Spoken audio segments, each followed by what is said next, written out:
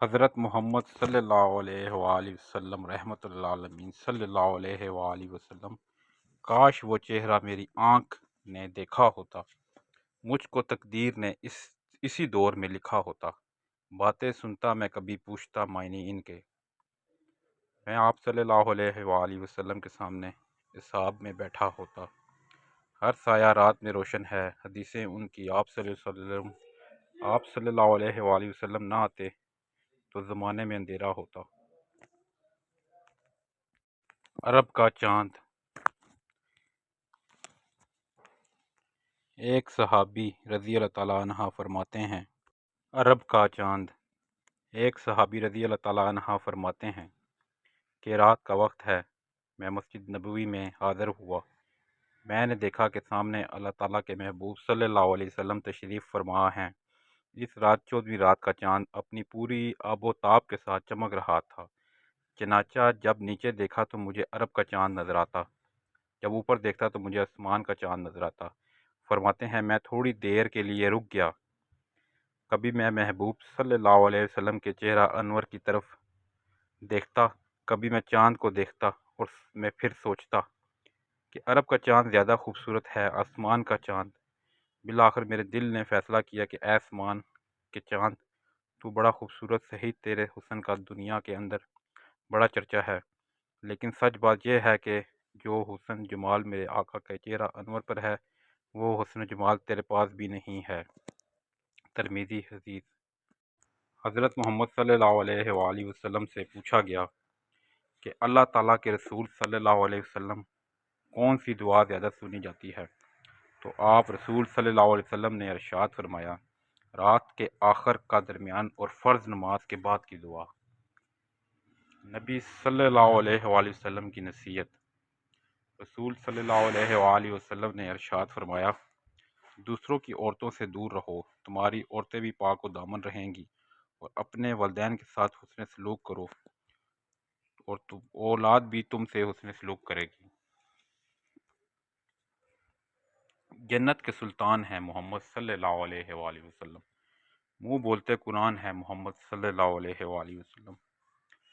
مانا کہ مومن کی پہچان ہے کلمہ، پر کلمے کی پہچان ہے محمد صلی اللہ علیہ وآلہ وسلم۔ آپ صلی اللہ علیہ وآلہ وسلم سے پوچھا گیا، قیامت کے دن اللہ تعالیٰ کے حضور کون سے لوگ درجہ کے لحاظ سے سب سے بہتر ہوں گے؟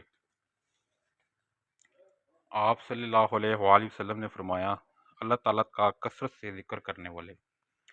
آپ صلی اللہ علیہ وآلہ وسلم نے فرمایا کہ جب بندہ کہتا ہے یا رب یا رب یا رب، تو اللہ تعالیٰ فرماتا ہے لبیک عبدی، مانگ تجھے عطا کیا جائے۔ آپ صلی اللہ علیہ وآلہ وسلم سے پوچھا گیا، قیامت کے دن اللہ تعالیٰ کے حضور کون سے لوگ درجہ کے لحاظ سے سب سے بہتر ہوں گے؟ آپ صلی اللہ علیہ وسلم نے فرمایا، اللہ تعالیٰ کا کثرت سے ذکر کرنے والے۔ حضرت محمد صلی اللہ علیہ وآلہ وسلم نے ارشاد فرمایا کہ اللہ تعالیٰ کے رسول کون سی دعا زیادہ سنی جاتی ہے؟ تو آپ رسول صلی اللہ علیہ وسلم نے ارشاد فرمایا، رات کے آخر کا درمیانہ اور فرض نماز کے بعد کی دعا، مغفرت۔ کائنات میں کوئی اتنی شدت سے کسی کا انتظار نہیں کرتا جتنا اللہ اپنے بندے کی توبہ کرتا ہے۔ اللہ کا شکر ادا کرو، یہ نہ سوچو اللہ تمہاری دعا کو فوراً قبول کیوں نہیں کرتا، بلکہ یہ شکر کرو کہ وہ تمہارے گناہوں کی سزا فوراً نہیں دیتا۔